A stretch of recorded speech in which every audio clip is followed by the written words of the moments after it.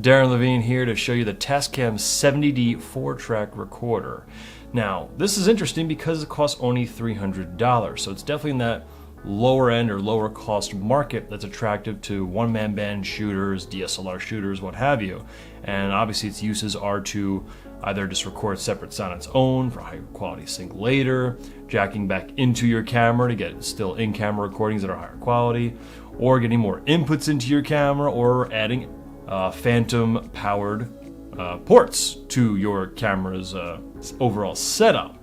So let's just get into the details. Size-wise, it's a bit more desirable to me than the 60D version, which is much taller, so it's a bit more awkward to have sitting on your camera. This one's a nice slim form factor, which is very reminiscent of typical mixer recorders. So some might actually consider using it for bag work, meaning you're using it in an audio bag as a separate audio recording person. So if you're really looking to get into being an audio professional and your budget's tight, this might be a good little starter unit for you. It's not going to have all the same features as a full-end mixer recorder, whether it be separate mixer encoders, because you can either have separate or all together. But it does have all the basics there, which is nice.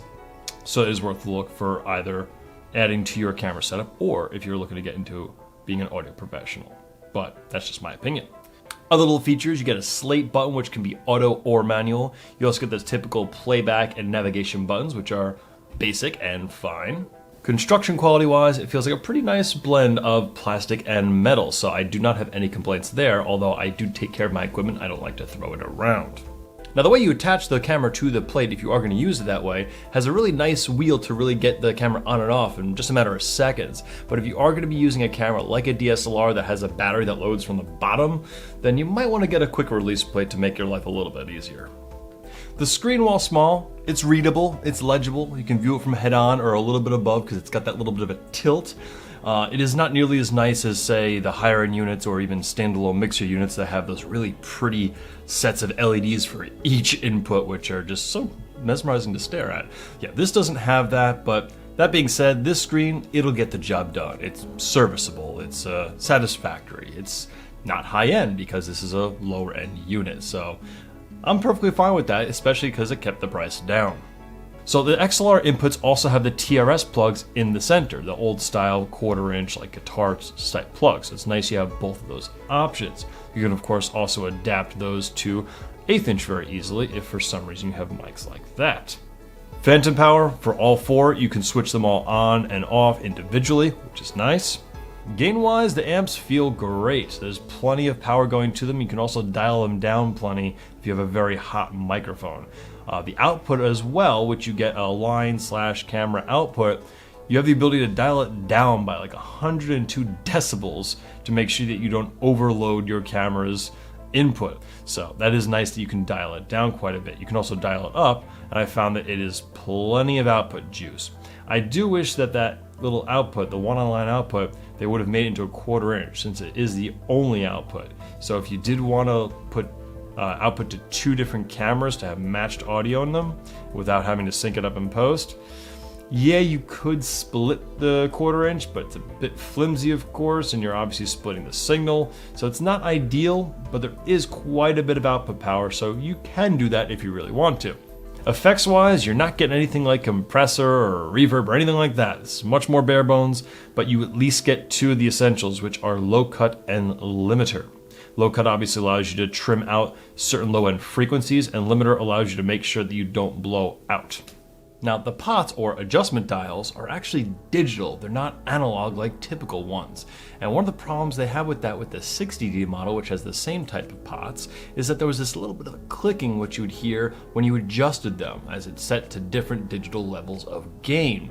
Now, the question was, did they improve that with both the 60D Mark II and the 70D?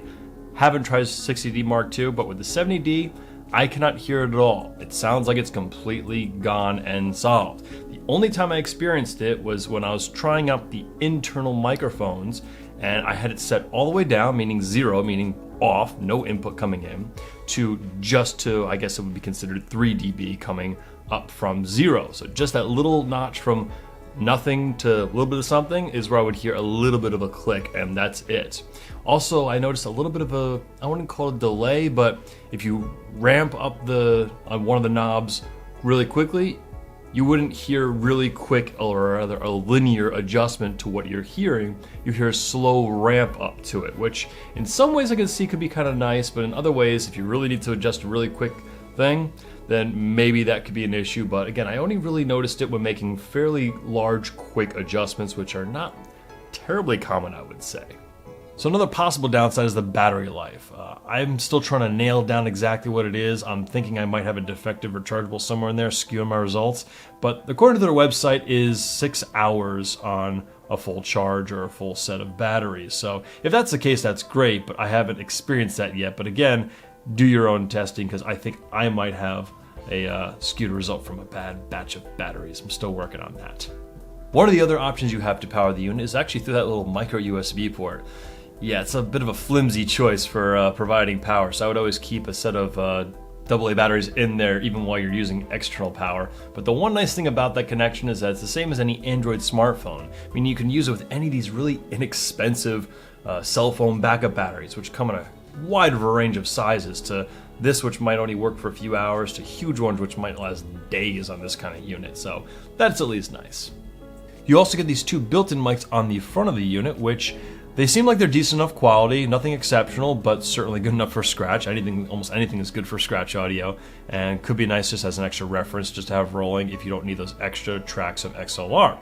Timecode wise, there is no mention of it anywhere in the documentation, and the only thing I could have found that you can adjust is that if you use the standard wave file, it'll start at 0000, but if you use the BWF, which is wave with metadata, it'll actually start at the time that you set in the date and time settings. That's about it as far as I can tell in terms of time code.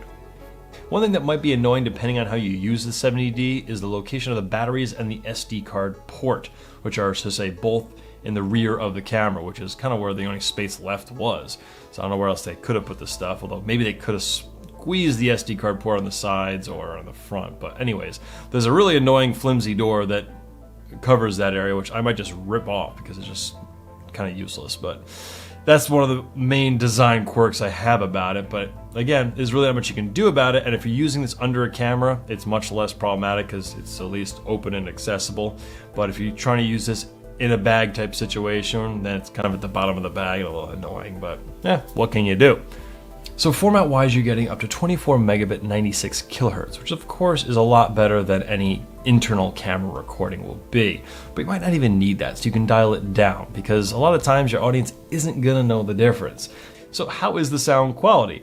Well, I can't claim to have the most discerning audio ear, but I do like what I'm hearing out of it. Right now you're hearing me on an Audio-Technica 4073A. It's literally that distance from my mouth. And here I'll go a little bit closer for you, and I'll talk and try not to blow it out, but this is how I'm sounding. Now, keep in mind, I am recording this directly into the camera. I am not recording it separately and syncing it up afterwards. So the average layman that's going to be watching whatever finished product, you're obviously not side-by-siding it saying, oh, which just sounds better, and they can say, oh, that one sounds better, that one sounds worse.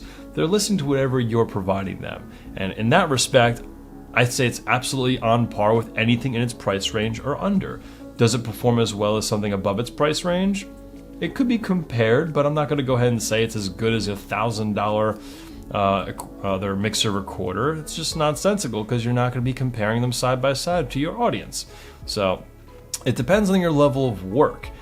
If you can afford a separate audio professional, you get the separate audio professional who has the thousands of dollars in audio equipment. But if you're running around doing your own thing, doing corporate stuff, little stuff, weddings, events, all that type of stuff, this is the level recorder that to me makes sense because it has much higher quality than the internal camera, and it provides you those extra controls.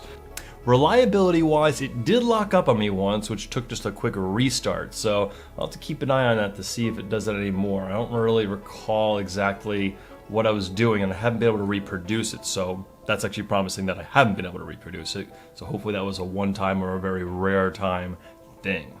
So how does it compare to the competition?